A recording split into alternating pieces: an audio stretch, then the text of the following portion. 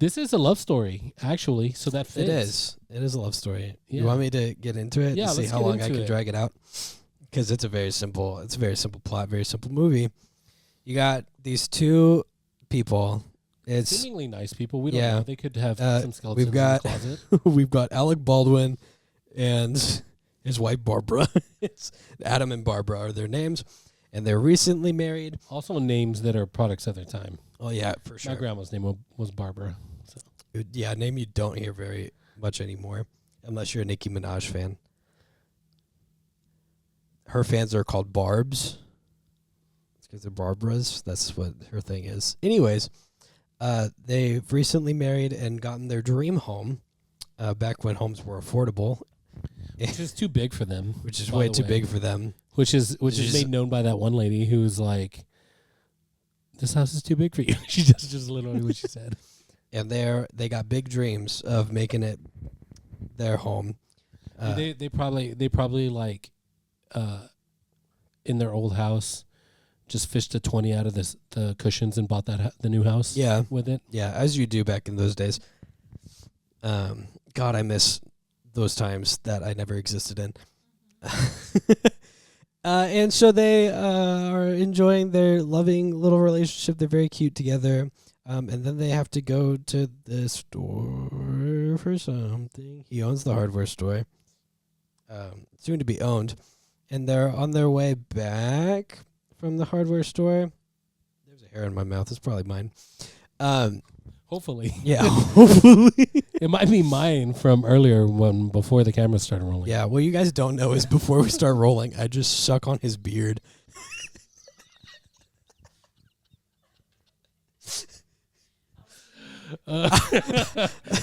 Fan fiction of us. Can you guys tell I'm a little tired? I'm starting to hit this is a notorious thing, by the way. This is a notorious thing that happens in my friend group where I get the sleep crazies and I just start saying things.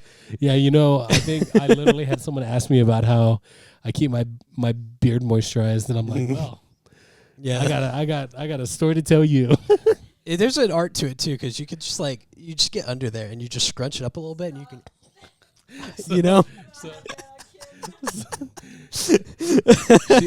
She's saying to cut that out.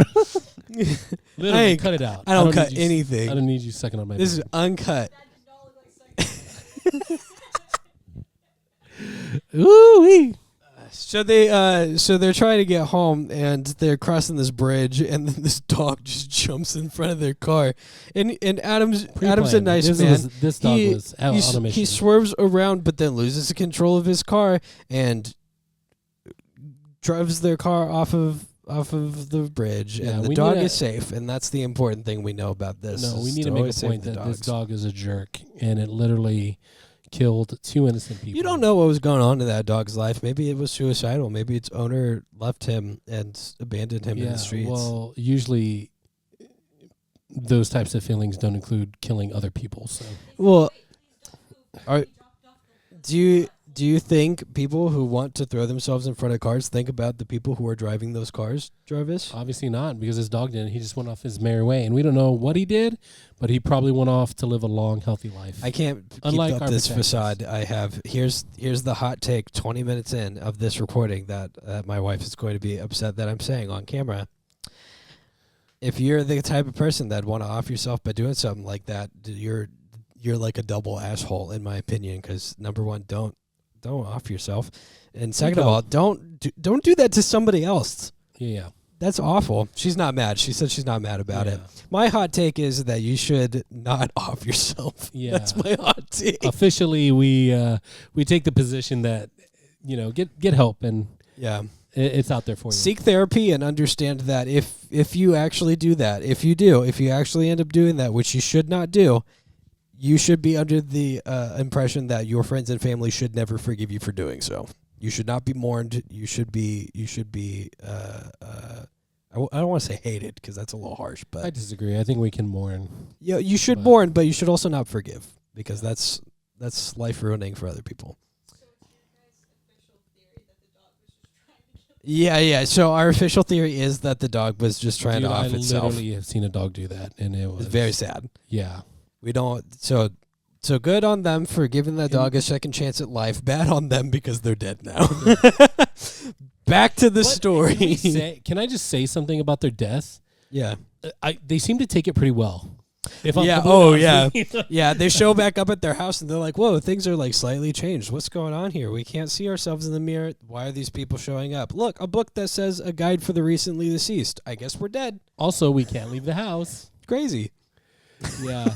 They really are just really chill with it. Bro. There's not even a moment where they're like freaking out a little bit. It's just like, guess we're dead now. Yeah. I remember the part where she was kind of like a little bit worried about some stuff, and he's like, "Well, yeah, we're dead. We're dead. We shouldn't really. We don't have a reason to worry about anything. We're dead. Yeah, we have no more responsibilities." And then they get like a weird ad that's before most things happen. That's from Beetlejuice. That's like, I do bioexorcisms. You know what's funny? I'll lick your toes. You know what's funny is that we're trying to get ads. Here we are. If Beetlejuice wants to run an ad on this video, yeah. Just, fork us over a couple of pennies. So they ignore the ad because, Who they don't have watches no need. ads? They have no need. You watch as much of an ad as you have to. Yeah. And so these people start moving into their home and they're like, oh, well, maybe they're nice. And then they start immediately like vandalizing the home and planning on how they're going to modernize it and start trashing how awful the house is. I mean, I think that is a horrible feeling that I think anybody would have. That house was beautiful, though, I will say. Yeah. Like and top 10 house right there. But dude, having like you're technically still there and you're seeing when everything's happening, there's like you have all these ideas and you're like, oh, this is so great. I really love how this is. And everybody's like, idea's trash. It's trash. We're gonna change it. I would have been reading the book to figure out how to punch living people with my ghost hands. That's what I would have done. It's like, where's the section of violence? Yeah, yeah. Apparently there is one. Because as we learned from, prior, I forget which one, was it Lord of the Rings? The ghosts can fight. Oh no, no, Star Wars. The ghosts can fight. So why won't they? Let the Force ghosts fight. Yeah. Also Lord of the Rings. I guess that's true. Yeah, those ghosts put in some work. That's true. They actually fight. It's a major work. So they go, hey, that's kind of rude, and they want the people out of their house. So what do? They try to haunt them and make a little scare. So they run off, and they're not good at it. They're not even noticed. So that's pretty cool. So what do they do instead? They go to read some part of the book that says, hey, make a little chalk outline to go to the ghost DMV. And in the ghost DMV, they go, hey, we've got some people in our home that we need to get out. And they go, take a number. Here's your social worker. You're not, yeah. And then you're not on the list. You gotta wait. And then they start going through a bunch of doors and getting lost at the ghost DMV. Which is very realistic. I'm missing something apparently. There's a door that goes over all the people who were exorcised, and it's just the souls. Oh yeah, so they learn that if they get exorcised from the house, they cease to exist in like a weird ghost purgatory instead of in the purgatory that they're currently existing in, which is a DMV, which sounds horrible. Is the DMV, yeah. So what could be worse? So apparently that, right? Yeah. And so they go through another door and they're back in their house, but it's like many years later. Wasn't there a sandworm somewhere in there? Yeah, there is a sandworm in the ghost desert that also eats people. It's every time they leave the house, they are in the weird desert purgatory with the sandworm. Yeah, it's very scary. The sandworm. You do not want to be eaten by a sandworm. No, you don't. So they show up, and the social worker goes, I've been waiting for y'all a very long time. I almost gave up on y'all. Anyways, this is your problem. Figure it out. Which is very helpful. Classic social worker, yeah. Yep. And so sorry if you're a social worker. Just be better next time. And so they... Jeez. Man, you're getting everything in this episode. Put it in the comments if you're a social worker. If you're a civil servant, stop it. Oh, wow. Get a better job. Oh, wow. Wow. No, I appreciate you, and to be honest, they pay well, so don't blame you. Anyways, they go back to trying to hunt these people themselves. Their goth daughter Lydia ends up finding Don't they literally them have an talking about stuff in the interview basement. like an interview on how to be haunting? Because their They- faces change. No, that's later. Okay, that's gotcha. later. Oh, my bad. I barely watched this. And the social worker does give them a warning because they're like, well, what about this Beetle guy? And she's like, don't even bother with him. Yeah. If he's a nutcase, he used He's to more work trouble for than he's us. worth. Yeah, it's just not worth it. Just don't go with it. And they go, oh, okay. So they try again themselves. It doesn't work. They do have a short interaction with Beetlejuice where he's like, yeah, I'll get rid of them for you. Just let me lick your toes. I don't know. I said That's it pretty once, good. but that's pretty much Pretty good impression. That's pretty much what it is. Yeah. It's like, yeah, I'll get Very these ghosts away impressive. from you. Let me kiss your wife. What a sassy everything little has guy. strings. Everything has strings with him. Yeah, there It are usually strings involves attached. the women. Yeah, Usually involves women. it does usually involve the women, but he's not. But he's not sexist. He'll kiss anyone, and he does kiss Adam at least once, probably twice. I can't remember. He's just He definitely didn't. He's just a saucy little dude. He definitely didn't suck his beard.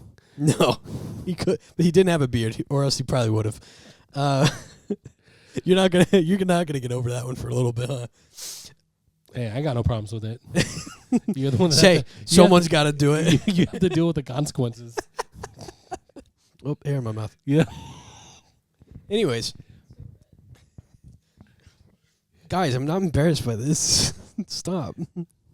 Anyways, Beetlejuice is like, yeah, I'll do whatever you want. Yeah, just give me all your feet. I can't think of anything else that he would say except for feet, apparently. And they go, no, you're a little weird. We're gonna do it ourselves instead. And the people have a little dinner party with their boss and friends and other influential people. And their way of haunting them to a point of scaring them out of the house is to make them dance to Day-O, which is Force pretty them cool. to sing. And they Which turned out they to be finish it off. which turns out to be a great night for them. Oh yeah, and they go Wow, back so up much to the fun. basement. They're like, "This definitely got them. We got them this time." And Lydia goes up to the basement and goes, "Hey, they want to have you guys come down for dinner and maybe do some more stuff because they thought it was really cool." And they say, "No, we're not going to do that. We were trying to scare them out." And then Lydia goes down and relays the message, and they go, "Well, what do you mean the ghosts don't want to come down and hang out with us? We're just going to go up there instead." Which obviously was a really great move. And it doesn't work out. And so instead, their weird not uncle cousin, decides to, It's the interior designer for the house, who is their weird uncle cousin, unconfirmed, goes, "Oh, well, I know how to do seances, so I'm just going to do a seance." Conveniently. He stole, important plot point. Earlier, he stole the book of the recently deceased, and so that's why he's like, I can do a seance and get them down here. And he does the seance, and it causes them to start aging extremely, and it's basically an exorcism. They turn directly into ghouls. Yeah, very quickly. And everyone starts freaking out. Lydia goes upstairs, finds Beetlejuice, and he goes, "Yeah, honey, I can take care of this problem for you. I'll save him. You just got to marry me." And the 16-year-old Lydia goes, "Yeah, that sounds like a great idea. I'll marry this hundreds of year old creepy guy." 16-year-olds don't have the best judgment, do they? No, not ever. remember being a 16-year-old? Some people would say this is the equivalent of Romeo and Juliet, and I would agree. Well, Because it's just as weird and creepy, and the moral of the story is to not be a weird teenager. yeah, and we have to mention this is not like a normal weird what's it called? Like Jerry Seinfeld and his high school girlfriend. It's worse because Beetlejuice is actually hundreds of years old And very outwardly weird. Yeah. Very openly not good. Yeah, he's just confident. He knows what he is, and he just. And so the owns it. caveat to have him do things is to say his name 3 times, but he can't say his own name. So they play charades, and so she learns his name and says it 3 times, and then he just goes fucking nuts and just scares everybody. Yeah. And then delivers on his promise. Yes, that's what saves the lovely couple, and so Lydia has to keep good on her promise and marry the creepy old man. For some reason, it's to be able to stay in the mortal plane, which doesn't work. What happens? I'm totally losing this part. So they get married, and then the ghosts. Oh, that's right. Yeah, okay. So they go through the whole like ceremony, and then the lovely couple make sure that they don't actually finish the ceremony. Yeah, so the part where they say "Speak now or forever hold your peace." Yeah, they're like, "No, this is not okay." Yeah, they tried their very best to speak now. Yeah, and Beetlejuice did his very best to make sure they couldn't, but they still won anyway because love always wins. Except for, creepy. love always wins. So he'll be back. Correctly. Is what I'm saying. Yeah. In the sequel, which just came out recently. Yeah. And then we get a little flash forward to where Lydia is doing okay in school now, and she's getting along with people and making friends. And she goes home, and the ghosts are helping her with her homework and social life, and they restore the house to its original. Not its original, but the original to them way. Because love always wins. And that's Beetlejuice. Sup, you'd look cooler if you'd subscribed. Your dad wouldn't be so disappointed in you if you subscribed. Your friends would do it. Aren't you like them? Don't you want to be like your friends? Your friends would do it. Nah, you're too much of a wimp anyway. Yeah, you could watch a couple other videos though, if you were cool. Yeah, you won't though. Should.